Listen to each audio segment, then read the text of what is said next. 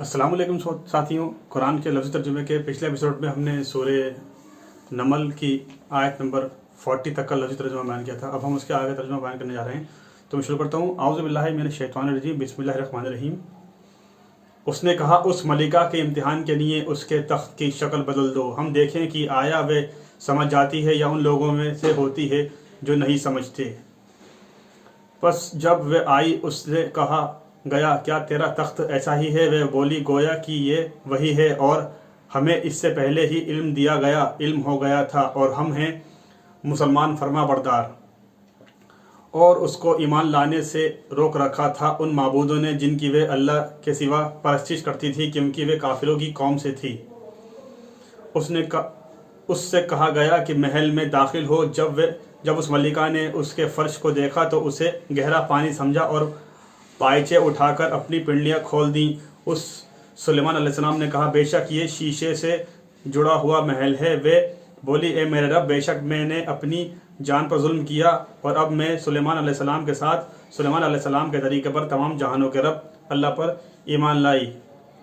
और तहकीक हमने कौम समूद की तरफ उनके भाई सालेह अलैहिस्सलाम को भेजा कि अल्लाह की इबादत करो। बस नागा वे दो फरीक हो गए, बाहम झगड़ने लगे।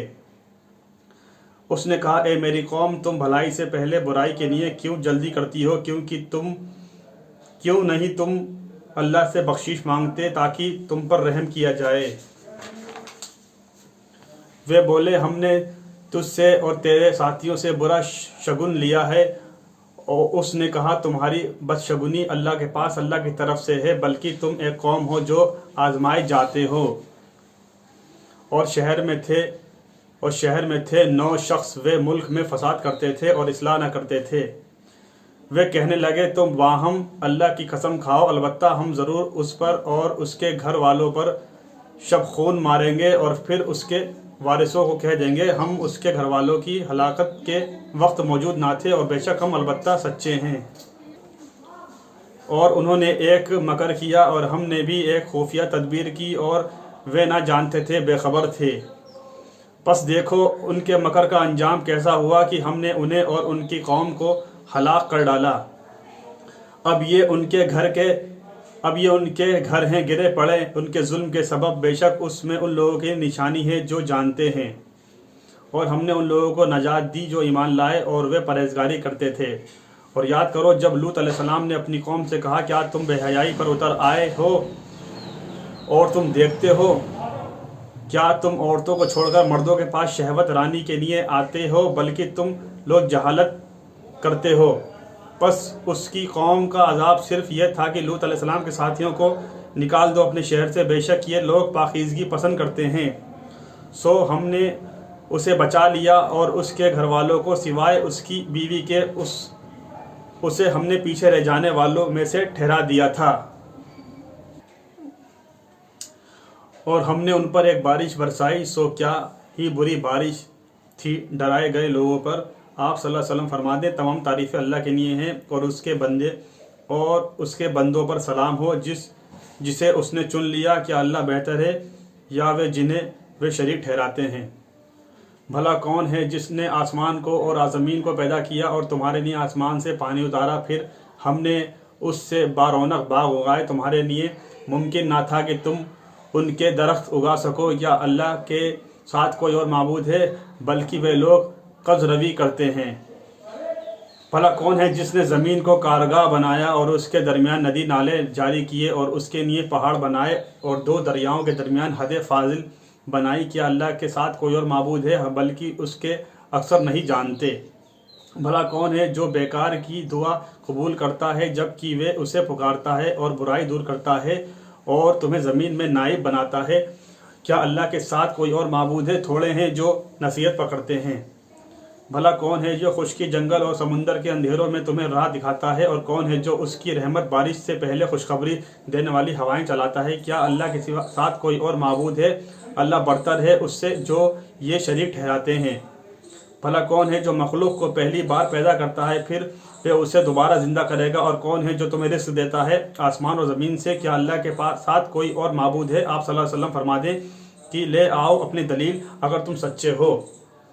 آپ صلی اللہ علیہ وسلم فرماتے جو بھی آسمانوں اور زمین میں ہے اللہ کے سوا غیب کی باتیں نہیں جانتا، اور وہ نہیں جانتے کہ وہ کب جی اٹھائے جائیں گے، بلکہ آخر کے بارے میں ان کا علم تھک کر رہ گیا ہے، بلکہ آخرت کے بارے میں ان کا علم تھک کر رہ گیا ہے، کچھ بھی نہیں، بلکہ وہ اس سے شک میں ہیں، بلکہ وہ اس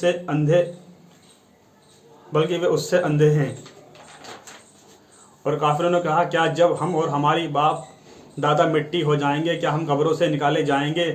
تحقیق یہی وعدہ ہم سے اور ہمارے باپ دادا سے علم سے اس سے قبل کیا گیا تھا، یہ صرف اگلوں کی کہانیاں ہیں۔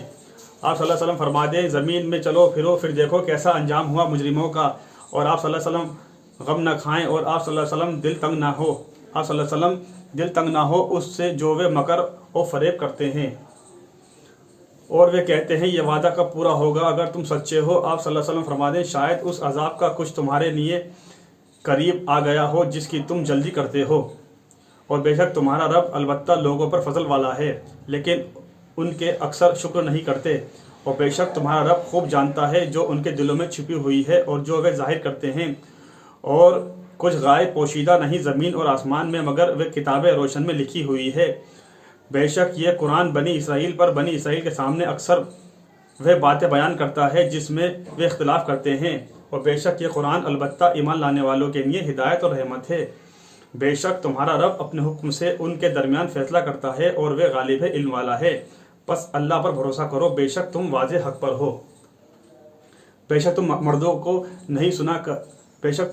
نہیں سنا سکتے، نہ بہروں کو اپنی پکار سنا سکتے ہو، خصوصاً جب وہ پیٹ پھیر کر مڑ جائیں، اور تم اندھوں کو ان کی گمراہی سے ہدایت دینے والے نہیں، تم صرف اس کو سنا سکتے ہو جو ایمان لاتا ہے ہماری آیتوں پر، پس وہ فرما بردار ہے۔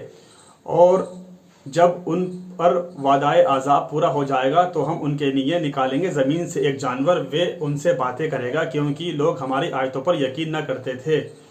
اور جس دن ہم ہر امت میں سے ایک گروہ جمع کریں گے ان میں سے جو ہماری آیتوں کو جھٹلاتے تھے، پھر ان کی جماعت ودی کی جائے گی، یہاں تک کہ جب وہ آ جائیں گے اللہ تعالیٰ فرمائے گا کیا تم نے میری آیتوں کو جھٹلایا تھا حالانکہ تم ان کو اپنے احاطۂ علم میں نہیں لائے تھے، یا بتلاؤ تم کیا کرتے تھے؟ اور ان پر وعدۂ عذاب پورا ہو گیا اس لیے کہ انہوں نے ظلم کیا، پس وہ بول نہ سکیں گے۔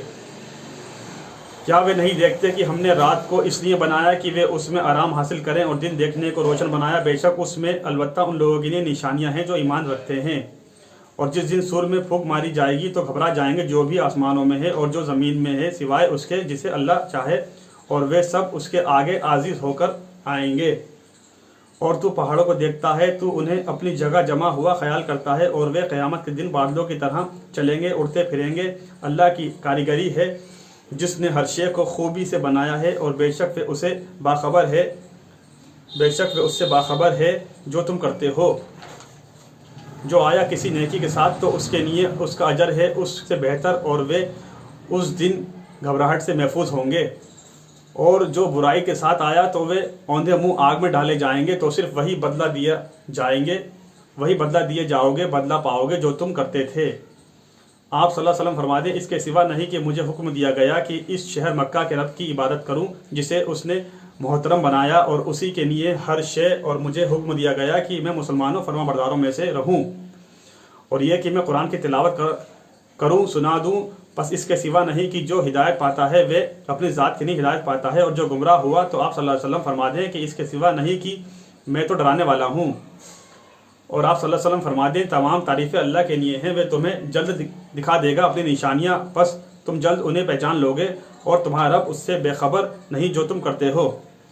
ساتھیوں آج ہم نے سورہ نمل جو قرآن کی 27 سورہ تھی اس کو کمپلیٹ کر لیا۔ انشاءاللہ اگلے ایپیسوڈ میں ہم قرآن کی 28 سورہ قصص کی شروعات کریں گے۔ تب تک کے لیے آپ ان قرآن کے لفظی ترجموں کو شیئر کرتے آئیے، عوام میں پھیلاتے آئیے، ہر انسان تک پہنچاتے آئیے، زیادہ سے زیادہ لوگوں تک شیئر کرتے آئیے، اللہ کی بات کو عام کرتے آئیے۔ اللہ تعالیٰ کہنے سننے سے زیادہ عمل کی توفیق عطا فرمائے، اور ہمارے کبیرہ صغیرہ گناہوں کو معاف فرمائے، اور اپنی رحمت، اپنی برکت، اپنی شفقت، اپنا کرم ہمارے پر نازل کرے، اور آپ کو ہمیں اس کام کو کرنے کا ثواب عطا فرمائے۔ اس کے ساتھ آپ سے اجازت چاہتا ہوں، انشاءاللہ اگلے ایپیسوڈ میں قرآن کی سورہ قصص جو 28 سورہ ہے اس کے لفظی ترجمے کے ساتھ شروعات کریں گے۔ تب تک نہیں، السلام علیکم ورحمۃ اللہ وبرکاتہ۔